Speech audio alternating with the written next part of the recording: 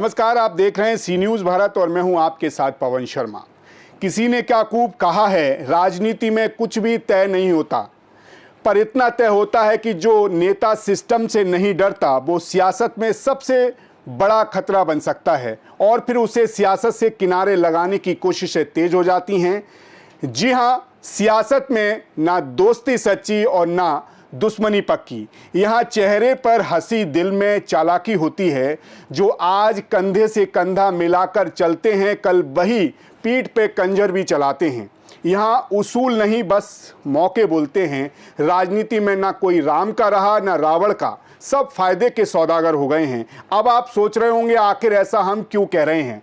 दरअसल उत्तर प्रदेश की सियासत में कुछ ऐसा हो रहा है जो आपको चौंका देगा। उत्तर प्रदेश में भारतीय जनता पार्टी के भीतर ए.के. शर्मा को लेकर हलचल तेज है। हाल के दिनों में बिजली विभाग को लेकर उनकी सख्ती टिप्पणियां, जैसे वसूली केंद्र, जनता गाली दे रही है, ने पार्टी और प्रशासन के कई ताकतवर धड़ों को असहज कर दिया है। शर्मा की ये बेबाकी जहां आम जनता में उनकी छवि को मजबूत कर रही है, वहीं पार्टी के भीतर कुछ पुराने और रसूखदार नेताओं को ये रास नहीं आ रहा है। शायद इसीलिए अब उनको लेकर नकारात्मकता अचानक से बढ़ने लगी है। इस वक्त दिल्ली से लेकर लखनऊ तक, चाहे वो समाजवादी पार्टी की सोशल मीडिया लड़ाई हो या विभागीय अफसरों को लताड़ने का अंदाज, हर घटना कहीं ना कहीं उन्हें पार्टी में अकेला करने की पटकथा का हिस्सा लगती है। अंदर खाने में चर्चा है कि एक सोची समझी रणनीति के तहत ए.के. शर्मा को संगठन से हाशिए पर ले जाने की कोशिशें तेज हो चुकी हैं। ये हम ऐसे ही नहीं कह रहे, इसके पीछे के घटना को, उनसे जोड़ते तारों को समझना होगा। उत्तर प्रदेश की सत्ता में इस वक्त ऊपर से सब सामान्य दिख रहा है, अंदर खाने में सियासी लड़ाई में खिचड़ी पक रही है, या यूं कहें सियासी कड़ाई में खिचड़ी पक रही है, और उसमें जल सकता है उत्तर प्रदेश की ऊर्जा मंत्री ए.के. शर्मा का सियासी भविष्य। भारतीय जनता पार्टी के ऊर्जा मंत्री योगी सरकार में साफ गोई का चेहरा माने जाने वाले ए.के. शर्मा इन दिनों बार बार पार्टी के कुछ अपनों के निशाने पर हैं, और ये निशानेबाजी अचानक नहीं बल्कि एक रणनीति का हिस्सा लग रही है। पहले ये वीडियो देखिए। आगे बढ़ेंगे आप लोग।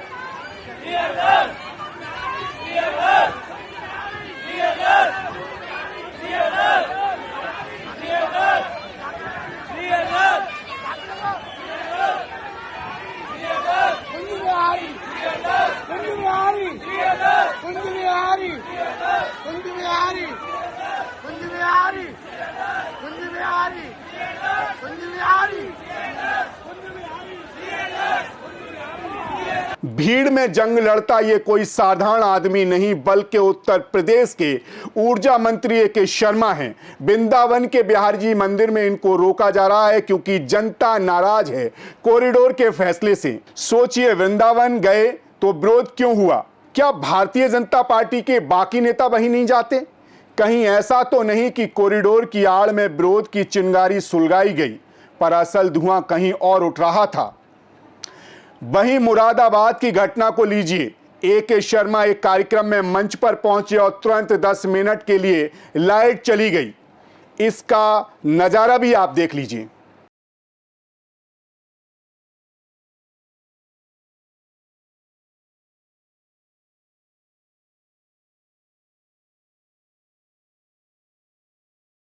इस घटनाक्रम के बाद उन्होंने चीफ इंजीनियर समेत 5 अफसरों को सस्पेंड किया गया।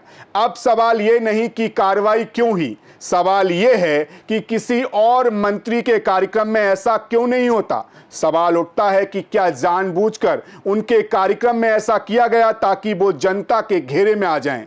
ये सब काफ़ी नहीं था। शायद इसीलिए आज एक वीडियो भी वायरल हो रही है जिसमें ए.के. शर्मा बनिए का उदाहरण देकर व्यवस्था की पोल खोलते हैं तो वसूली केंद्र बना बिजली विभाग उन्हीं के निशाने पर दिखता है। आज का जरा ये वीडियो देखिए।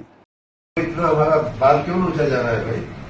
हमारी हाजिरी में ट्रांसफार्मर जल रहे हैं, हमारे देखते देखते विधायक और जनप्रतिनिधि हमको गाली दे रहे हैं, सरकार को गाली दे रहे हैं, तो आप कहते हैं कि सब ठीक है कागज पे। आप लोग जनता से एकदम जुड़े हुए नहीं है, फील्ड में क्या हो रहा है आपको एकदम जानकारी नहीं है। डीसी ऑफिस में बैठ करके रिपोर्ट तैयार कर देना बहुत आसान होता है, ये रिपोर्ट सुनने का कोई मतलब नहीं है आप लोगों की।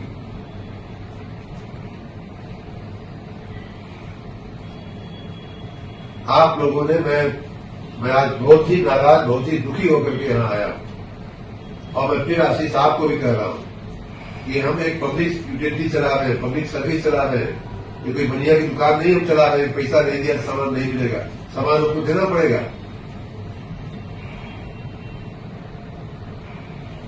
क्या व्यवस्था आप लोग चला रहे हो? ये सब जनता के लिए सीधी बात लगती है, मगर सत्ता के गलियारे में इसे खतरनाक बोल माना जा रहा है। अब इस बयान को बनिया समाज में आक्रोश पैदा करने के लिए इस्तेमाल किया जा रहा है, लेकिन इससे भी बड़ा सवाल यह है कि आखिर बैठक के अंदर का ये वीडियो बाहर कैसे आया? वहां कोई विपक्ष का व्यक्ति मौजूद था तो जाहिर है ये वीडियो अंदर खाने से बाहर लाया गया ताकि इसे बनिया समाज में आक्रोश पैदा कराया जा सके। इसी के साथ अब आप ये सोच रहे होंगे कि इसे सच मान लिया जाए तो भी सवाल है कि आखिर सत्ता में ए.के. शर्मा को हटाने का प्लान क्यों बन रहा है? आखिर अपनी ही पार्टी को अपने ही नेता से कैसी दिक्कत? दरअसल कुछ सियासी जगह तो बताती हैं कि ए.के. शर्मा भारतीय जनता पार्टी के भीतर टकराव बन चुके हैं। सत्ता के अंदर बैठे लोग सवाल पूछने वाले नेता से असहज हैं। मोदी के करीबी माने जाते हैं, योगी कैबिनेट में स्वतंत्र सोच रखते हैं। ए.के. शर्मा को दिल से सीएम योगी टीम का हिस्सा लेकिन दिमाग से दिल्ली का माना जाता है। देखा जाए तो ए.के. शर्मा इस सिस्टम से टकरा रहे हैं जो चुपचाप चलती राजनीति को पसंद करता है। जो सवाल पूछता है वह हमेशा सियासत में संदिग्ध बना दिया जाता है। अब पार्टी के अंदरूनी गलियारे में हलचल है कि कुछ लोगों को शायद डर है कि आईएएस की कुर्सी से आया ये तेज तर्रार चेहरा कहीं आगे सियासी कुर्सी के समीकरण ना बिगाड़ दे और इसीलिए विरोध के मंच बदले जा रहे हैं। कभी मंदिर की पवित्रता, कभी बिजली की तानाशाही और कभी बयान की भाषा से उनकी छवि पर सवाल उठाए जा रहे हैं। और असली खेल ये है कि ए.के. शर्मा को अकेला किया जा रहा है। उनकी साफ गोई को बेबाकी नहीं बदतमीजी कहा जाए और फिर धीरे धीरे उन्हें पावर के खेल से बाहर कर दिया जाए। अब समझना यह होगा कि ए.के. शर्मा के साथ उत्तर प्रदेश की सत्ता में क्या होता है ये आने वाला समय तय करेगा। लेकिन ये जरूर है कि भारतीय जनता पार्टी के अंदर उत्तर प्रदेश में सब कुछ सही नहीं चल रहा है। फिलहाल के लिए इतना ही। देश दुनिया की तमाम खबरों के लिए बने रहिए सी न्यूज़ भारत के साथ। हर खबर आपके साथ, आपके हाथ।